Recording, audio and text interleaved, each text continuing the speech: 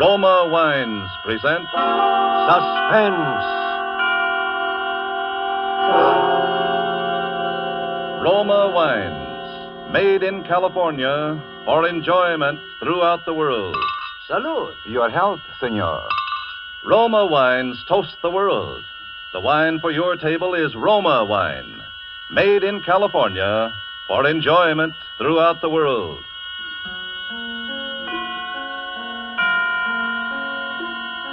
This is the man in black, here for the Roma Wine Company of Fresno, California, to introduce this weekly half hour of Suspense. Tonight from Hollywood, Roma Wines bring you as star Miss Lucille Ball, who appears tonight as a Broadway lady, whom you may have often seen if you are a devotee of musical comedy.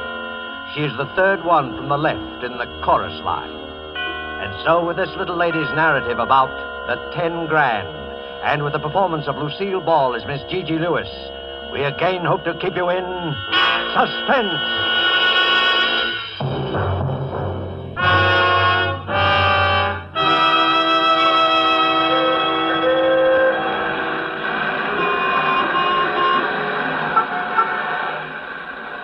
Well, on this particular night, I'm standing in front of the Broadway Lindy's with my nose practically pasted against the window. It's late and I'm hungry. I've been pounding the pavements all day doing the rounds of the manager's offices. You'd think a good hoofer like I ought to be able to land something with all the shows on the big street. But here I am, standing like General Sherman's statue in front of Lindy's, looking at the pasted-up menu and mentally overindulging in a big, thick, juicy T-bone steak smothered with onions. A comfortable crowd inside there can toy politely with their chicken sandwiches and their shrimp cocktails for all I care. Just give me a T-bone smothered with onions. Here I am with 5 cents in my handbag, literally. Enough for the ride home in the subway, no extra charge for the empty stomach. Well, anyway, I could take my shoes off when I get in the subway. I turn around and give Lindy's one last sorrowful gander and then make for the subway entrance.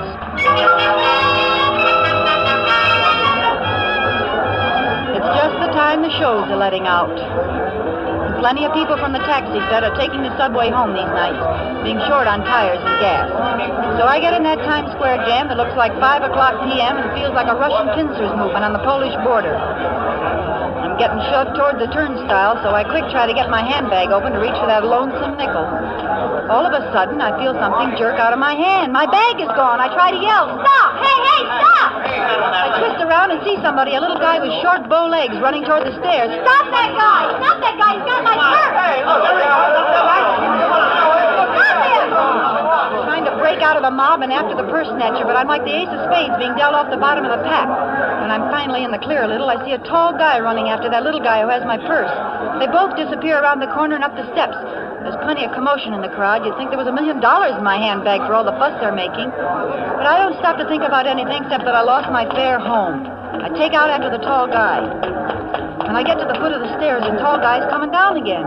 And he's got my bag in his hand. He's smiling a big, wide smile at me, and I'm gazing gratefully up into his big brown eyes and noticing the way his hairline ain't receding any. Just the guy to go around rescuing ladies in distress. Regular Sir Galahad or somebody. Is this yours, miss? Yeah. Gee, how can I ever thank you? Think nothing of it. Here you are. What about the guy, the thief? Oh, there was a cop on the street. He'll take care of him. What about you? You're all right, aren't you? Oh, sure, I'm all right. You look kind of pale. I guess it would have been pretty tough to lose your purse that way, especially this late at night. Oh, I don't know why you bothered, really. Nothing but a nickel in it, anyway. I don't carry much with me when I'm out at night. A nickel will get you home. He's smiling at me again, and my heart's saying, "Oh, brother." We both start towards the mob at the turnstile, and I'm busy hoping he's going my way so we can sort of get better acquainted, you know. Well, good night.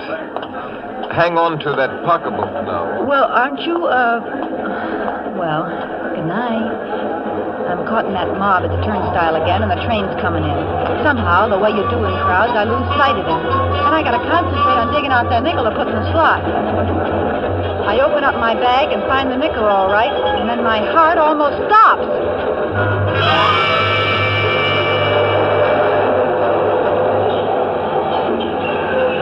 There in my hand handbag sits a great big wad of bills, folding money, cash.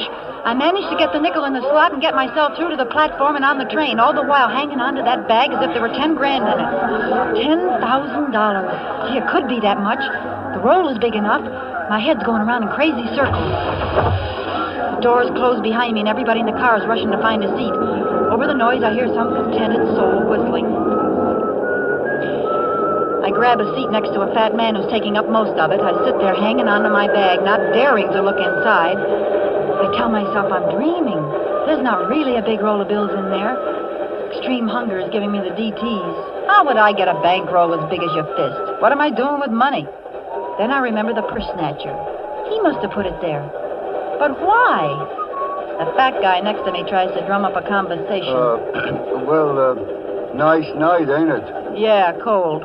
You the young lady what got her purse snatched? Yeah. Lucky thing you got it back, ain't it? Yeah, very lucky. I always say it ain't good for a young lady, especially a nice-looking dame like you, to carry a lot of money around when she's out nights. Huh? What makes you think I got a lot of money? Well, the way you carried on when that fella snatched your purse. Oh, yeah.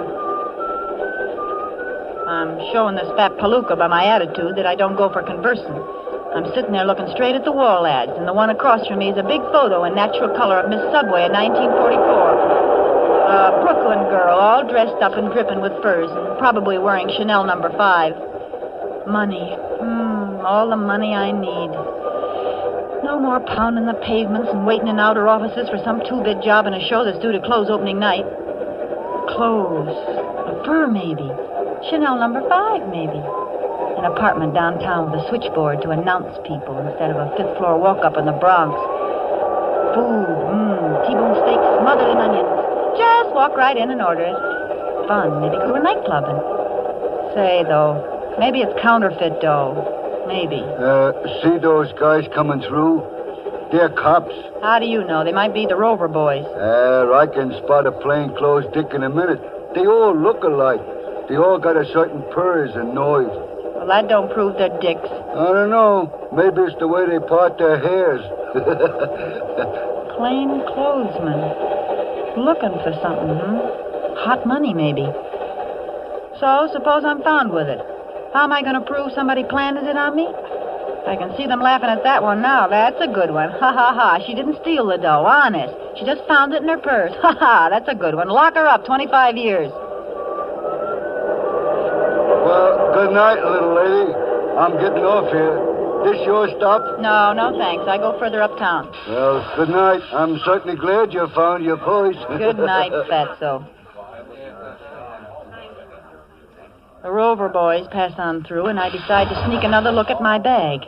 I open it up very carefully. The bankroll's there, all right. Some of the bills are in big denominations, too. There could be 10 grand, and it looks like the real thing. But there's also something else, something I didn't see before, a piece of paper stuffed into the roll. I reach in and get it, looking around to see if I'm being watched. All I see in the car is sleepy people, so I unfold the paper and read what's scribbled on it. Get off at 161st Street and follow Yankee Doodle. That don't make sense. What's Yankee Doodle got to do with it? I get up and I'm making for the door when I hear it. And then I remember I've been hearing that whistling right along and didn't notice it.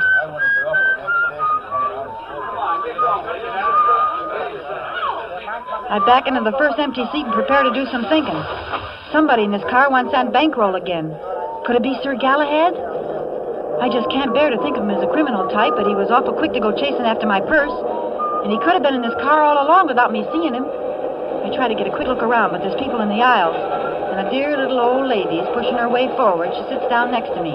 I was sitting next to a man who kept snoring. Do you mind if I sit here? No, not at all. I didn't know there could be so much confusion in the subway this late at night. Well, in New York, you get to confusion 24 hours a day. Well, I guess I'm just not used to it, that's all. Hey, you look like there's something wrong. What's the matter? Do you feel sick? I'm all right. Oh. Hey, she's passed out. Won't somebody help me? This woman's sick. Here. Look out. Here, give her a slug of this. This'll bring her to. Thanks, that's swell. Now, look, lady, just take a swallow. Won't hurt you. Go on. Swallow it. That's it. Oh, I'm terribly sorry, really. Well, forget it. How do you feel? I can't imagine what happened. All at once, everything seemed to whirl around. Sure you're all right now? I'll be fine in just a moment. Here's your medicine, mister. Thanks. It's okay. You're awfully kind.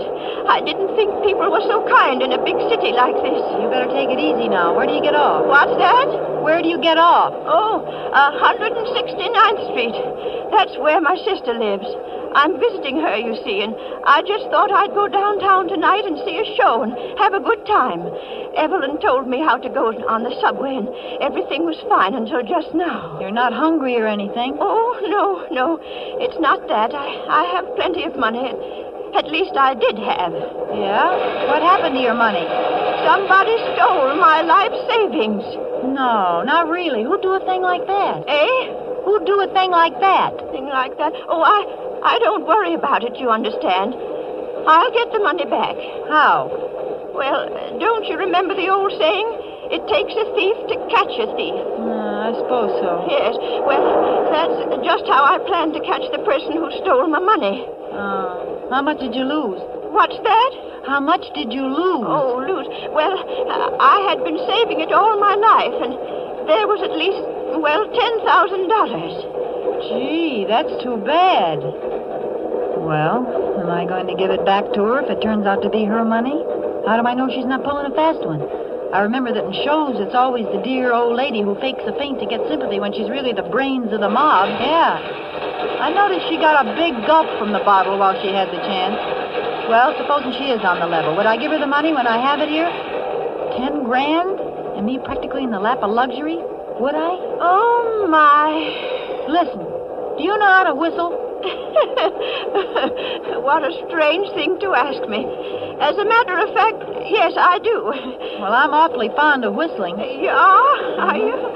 Well, you know, I was judged the champion whistler of the Ladies' Auxiliary at church back home. Well, isn't that nice? Yes. Won't you whistle something for me? Oh, well, I couldn't. Not here. People would turn around and look at me. Well, you already caused quite a stir when you fainted. Oh, did I? Mm-hmm. Well, then, what would you like to hear? Yankee Doodle. Well, I'll try.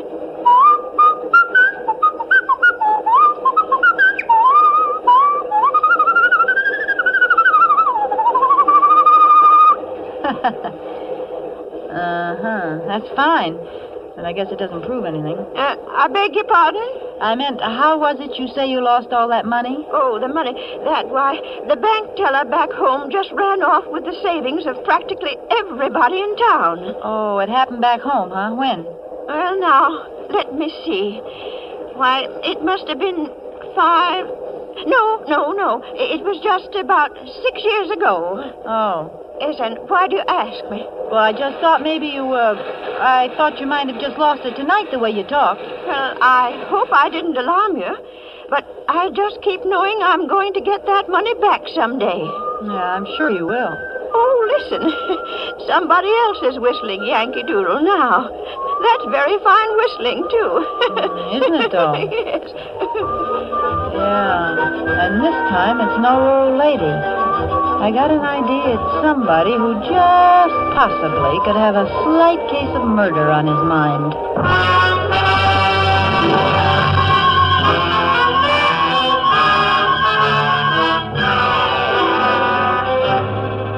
Tonight for Suspense, Roma Wines bring you as star Miss Lucille Ball, whom you have heard in the first act of The 10 Grand by Virginia Radcliffe.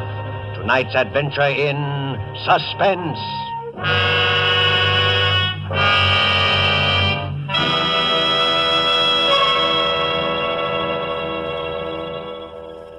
Far to the south of us is our good neighbor country, Ecuador, land of towering mountains, sweeping vistas. Let's imagine ourselves there now, dining on the roof terrace cafe of the exclusive Hotel Metropolitano in Guayaquil, Ecuador. Near us, an American has just complimented his hosts on the magnificent dinner, to which his host quickly responds, "Ah, yes, it is true that our foods are famous. But from your land comes a rare delicacy also, one which has spread the fame of your own California to many far corners of the world. It is this superb wine, so excellent that we in Ecuador import it from your United States. My friend, I drink to you in your own delicious Roma wine. Our Ecuadorian friend is right, for Roma wine's superb quality has won such favor in many far places that they import it, enjoy it as a rare luxury. But not so here in America. Here, millions know and enjoy Roma wines as an inexpensive, everyday delight, at meal times and when entertaining.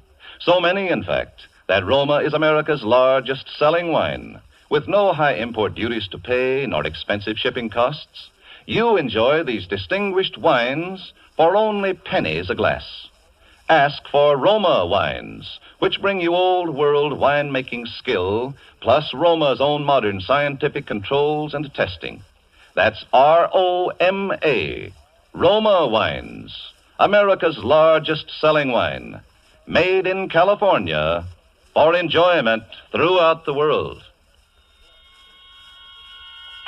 And now it is with pleasure that we bring back to our soundstage Lucille Ball in The 10 Grand, a tale well calculated to keep you in suspense.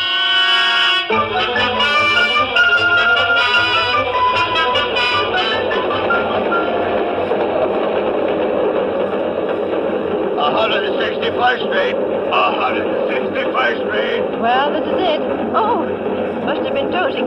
Is this your station? Yeah, and the next stop is yours. Don't fall asleep and miss it now. Well, I won't. You've been very kind. I do want to thank you. No, think nothing of it. Well, good night. Good night, my dear. Now be careful crossing the street. Sure, don't worry. I'll be plenty careful. I get off the train. Stand for a minute on the platform looking around. I don't see Sir Galahad, but he could have gone through to another car and come out down the line. Several guys are on the platform, and they all hurry up the steps of the street. I go up, too. I look ahead at the block I have to travel. Then I hear it again, from the darkness of the street. I can't tell exactly where it's coming from, but I'm standing in the light, and whoever's after me has a pretty perfect target. I walk away, hugging my purse and shaking like 6 hangovers. I tell myself that pretty soon Yankee Doodle will grab me and take the money. Any second now. He wouldn't need to kill me. I haven't seen him, so I can't identify him. He could just take the money and leave. But suppose he enjoys killing people. Suppose he gets panicky all of a sudden and his finger slips on the trigger. Suppose he's a maniac. I think about screaming, but nobody'd hear me in time because screaming probably makes Yankee Doodle's trigger finger tremble. But why doesn't he do something? Why doesn't he take the money away from me and get it over with? Does he want me to offer it to him on a gold platter? Not Gigi. She's got a T-bone steak smothered in onions waiting for her if she ever gets out of this in one piece. But now I'm getting toward the next corner, and there's a dim street lamp on the other side. I see him. That's strange. He's been walking ahead of me all this time.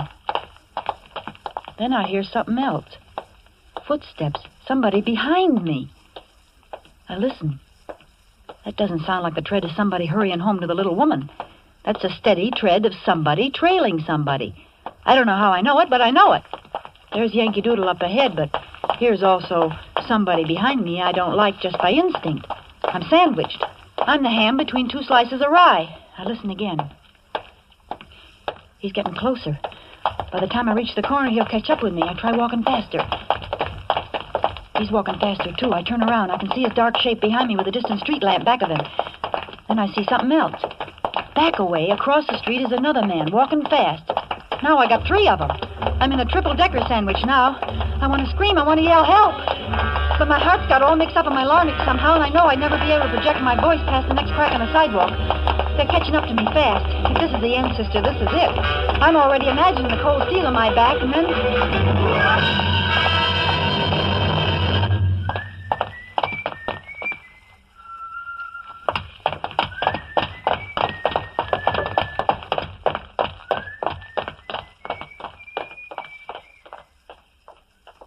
The 2 boys walk right on past me. Don't even give me a tumble. They're making time, and as the one on my side gets ahead of me, I see him nod to the one across the street. They're not tailing me. They're after Yankee Doodle. They heard him whistle, and they'll be catching up with him any minute now. I heave a big sigh of relief and consider a quick exit back to the subway with my 10 grand. I can just barely see the 2 of them as they come close to the next street lamp. They could be plainclothesmen, but I don't think so somehow. In that case, they got an illegal desire to get something they think Yankee Doodle's got. Or maybe Yankee Doodle's the illegal part of the deal. Suppose he turns out to be Sir Galahad. It's pretty confusing, and I ain't happy about it either way. But something, I don't know what, makes me take after the two Rover boys instead of going my own way while I got the chance. I look up ahead. Yankee Doodle's a block away now, and he stops for a second under a streetlight. He's listening, I can tell that, even though he's too far away for me to tell if he's Sir Galahad. Then quickly he disappears into the shadows again. I'm trying to keep my heels from clicking too loud, but they sound like drum beats, so I take my shoes off quick. The Rover boys are up on the corner now, but I'm making it by the time they're halfway down the next block. The street lamp must have burned out along here because it's blacker than a Schiaparelli dinner dress. If only a police car would come by or something. Maybe Winchell would be cruising with the boys, yeah, and then he'd give me a plug in his column and it'd be easy for me to get a job. Oh, what am I thinking about things like that for now? Besides, there ain't a car on the street. There hasn't been one since I got off the subway. Suddenly, out of the blackness, a hand grabs my arm, another covers my mouth. Be quiet. Don't scream. It's me. Yeah, let's get down in the stairway where they can't see us against the light. Now. You didn't need to choke me. They'll come back this way in a minute. As soon as they found out they'd lost me. How'd you get here? I thought you was way ahead of them. I was. I ducked in here and let them pass. Are you with me? Why should I be? It's my life or theirs. So what? I got your purse back for you. Yeah, Sir Galahad. You got my money. It could be their money. Yes, but it isn't. Wait, they're coming back. I got an idea. I'll step out and say something, and you... All right. Get up there quick. They're coming. Well, hiya, boys. Fancy seeing you here. Nice night, ain't it? Never mind, sister. We ain't got time to chat. Well, you needn't blind me with that flashlight. I just wanted to pass the time of day. Well, it ain't that time of day, so step aside and let... Hey, what? Hey, he was trying to get up. Let's make sure they're really out. Are you kidding? They're both out farther than the 12-mile limit. Then let's get away from here fast. Come on. Wait a minute. What's the matter? You don't want to be picked up around here, do you? Well, I got to put my shoes on first, don't I? Say, do you know I broke my heel on that heel?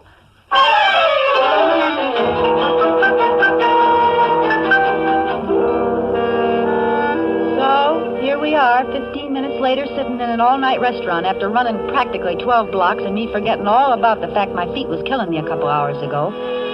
Sir Galahad's breathing just like normal, but I'm still sounding like a pair of bellows trying to catch my wind. He's looking at me and laughing in a nice way, and I don't mind. You know, what you need is a little regular exercise. It would get you in condition. A nice, steady job hoofing somewhere will do that for me. I wonder how long it will be before the cops find those guys. Maybe you ought to report it first, just to be on the safe side. No. It would be too dangerous. I have to get rid of the money first. Oh. No, I did not rob a bank. Well, there's other illegal ways to get 10 grand. Here comes the waitress. Better order, and then we can talk. Eh? I can't believe I'm really going to get a steak inside of me instead of hot lead. Wait until you see what the steak's like before you feel too happy. Know what you want yet? Yeah, a long time ago. T-bone steak, rare, smothered in onions. Make it 2, please. 2 T's, rare and buried. All right, shoot. What am I saying? I'm a Greek. Yeah? I came over here when I was about 15. My father and mother are still in Athens. I couldn't get them out of the country when the Italians invaded. So I don't know where they are now. Oh, gee, that's too bad. Oh, I'm like a lot of people over here. I want to do something for my mother country, even though I am a naturalized American.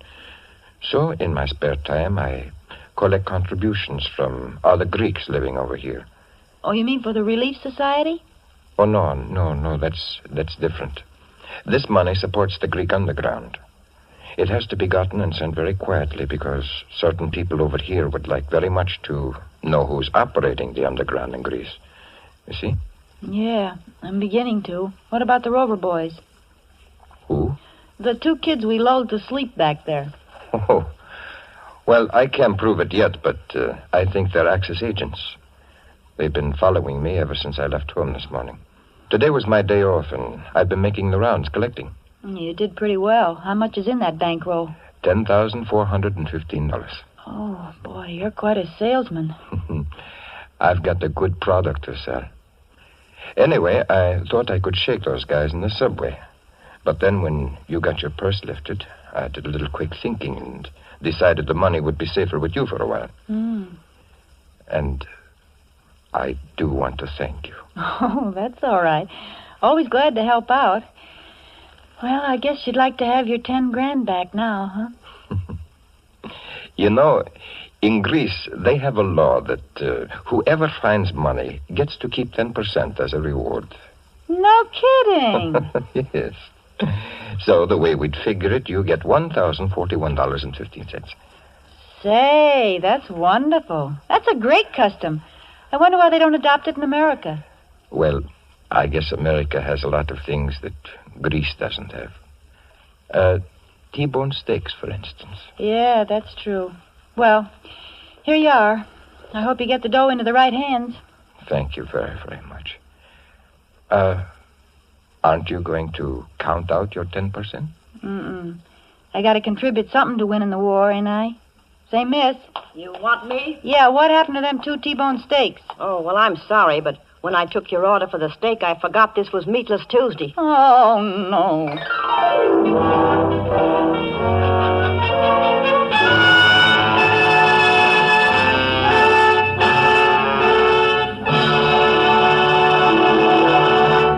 And so closes the 10 Grand, starring Lucille Ball. Tonight's tale of Suspense.